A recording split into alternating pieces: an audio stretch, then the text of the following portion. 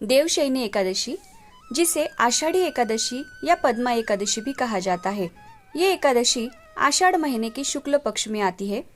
इस दिन से भगवान विष्णु 4 महीने की अवधि के लिए योग निद्रा की स्थिति में प्रवेश करते हैं, जो चतुर्मास अवधि की शुरुआत को चिन्हित करती है। आइए जानते हैं देवशयनी आषाढ़ी एकादशी की कथा। दोस्तों, अगर अभी तक आपने हमारे चैनल को सब्सक्राइब नहीं किया है तो जल्द से जल्द कर लीजिए और बेल आइकॉन को प्रेस कीजिए, ताकि ऐसे ही नए नए वीडियोस के नोटिफिकेशंस आप तक पहुंचते रहे। धर्मराज युधिष्ठिर ने कहा, हे केशव, आषाढ़ शुक्ल एकादशी का क्या नाम है? इस व्रत के करने की विधि क्या है और किस देवता का पूजन किया जाता है? श्री कृष्ण कहने लगे कि हे युधिष्ठिर, जिस कथा को ब्रह्मा जी ने नारद जी से कहा था वही मैं तुमसे कहता हूँ।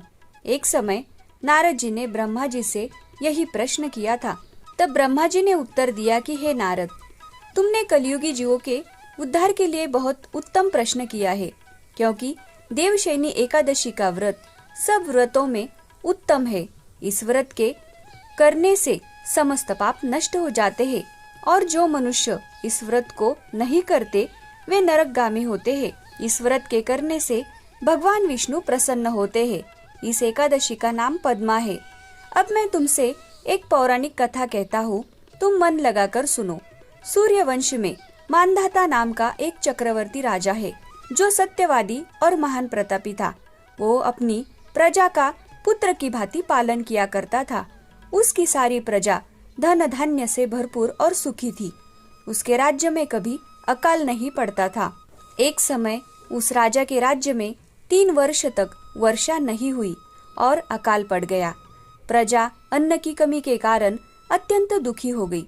अन्न न होने से राज्य में यज्ञ बंद हो गए। एक दिन प्रजा राजा के पास जाकर कहने लगी कि हे राजा, सारी प्रजा त्राही त्राही पुकार रही है, क्योंकि समस्त विश्व की सृष्टि का कारण वर्षा है। वर्षा के अभाव से अकाल पड़ गया है और अकाल से प्रजा मर रही है। इसलिए हे राजन, कोई ऐसा उपाय बताओ जिससे प्रजा का कष्ट दूर हो। राजा मानधाता कहने लगे कि आप लोग ठीक कह रहे हो। वर्षा से ही अन्न उत्पन्न होता है और आप लोग वर्षा न होने से अत्यंत दुखी हो गए हो। मैं आप लोगों के दुख को समझ सकता हूँ। ऐसा कहकर राजा कुछ सेना साथ में लेकर वन की तरफ चल दिया।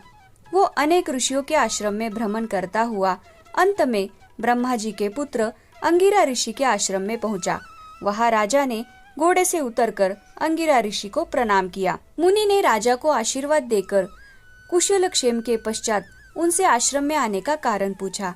राजा ने हाथ जोड़कर विनीत भाव से कहा कि हे भगवान, सब प्रकार के धर्म पालन करने पर भी मेरे राज्य में अकाल पड़ गया है। इससे प्रजा अत्यंत दुखी है। राजा के पापों के प्रभाव के कारण प्रजा को कष्ट होता है। ऐसा शास्त्रों में कहा है।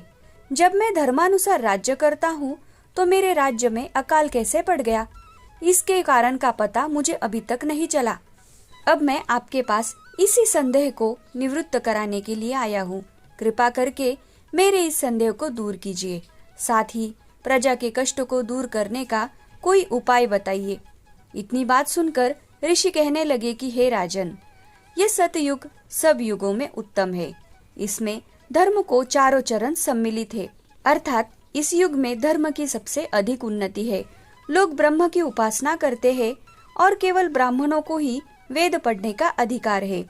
ब्राह्मण ही तपस्या करने का अधिकार रख सकते हैं, परंतु आपके राज्य में एक शूद्र तपस्या कर रहा है। इसी दोष के कारण आपके राज्य में वर्षा नहीं हो रही।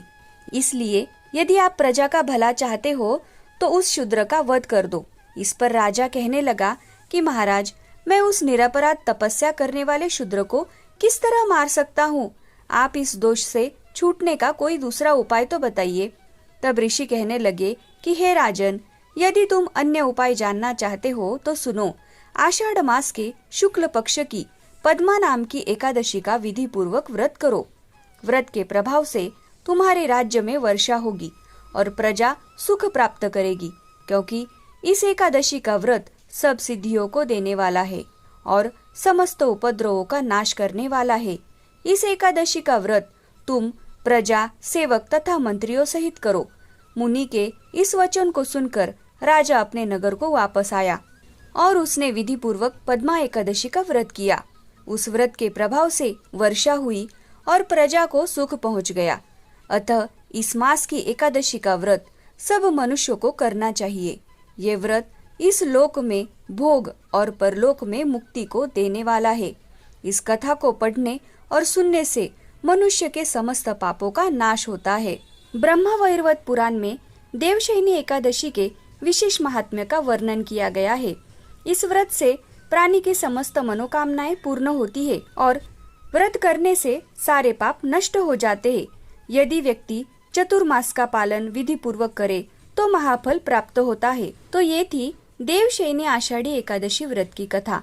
दोस्तों, अगर आपको वीडियो पसंद आए तो वीडियो को लाइक कीजिए और ये वीडियो सभी तक शेयर करें ताकि हर कोई इस कथा को जान सके।